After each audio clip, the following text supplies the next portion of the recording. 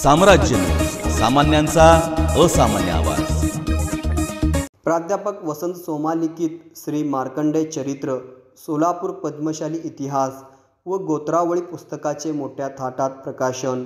31 मार्च रोजी सकाळी 11 वाजता श्री मार्कंडेय मंदिरात प्राध्यापक वसंत सोमा मित्र परिवार तर्फे मार्कंडेय चरित्र व सोलापूर पद्मशाली पुस्तक प्रकाशन सोहळा मोठ्या थाटात संपन्न झाला।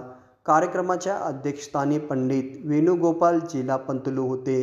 कार्यक्रमाच्या प्रारंभी ज्ञाती संस्था अध्यक्ष सुरेश फलमारी, शिक्षण संस्थेचे अध्यक्ष काशीनाथ गड्डम, माजी आमदार कॉम्रेड नरसय्या आडम, प्रवीण पोटाबत्ती, ज्ञाती संस्थेचे विश्वस्त नरसय्या इप्पाकायल, रामचंद्र जन्नू या सर्वांच्या उपस्थितीत मार्कंडेय पूजनाने कार्यक्रमाची सुरुवात झाली।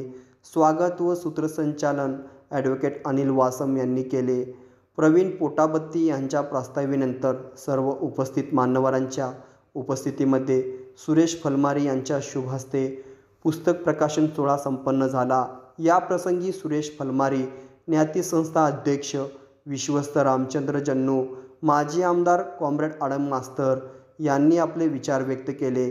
या प्रसंगी पद्मशाली ज्ञाती संस्थेने प्राध्यापक वसंत सोमा यांचा सत्कार केला।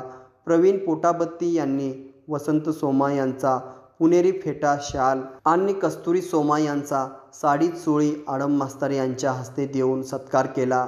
उत्तरादाखल केलेल्या भाषणात सोमा सरांनी समाजाप्रती आपले ऋण व्यक्त केले।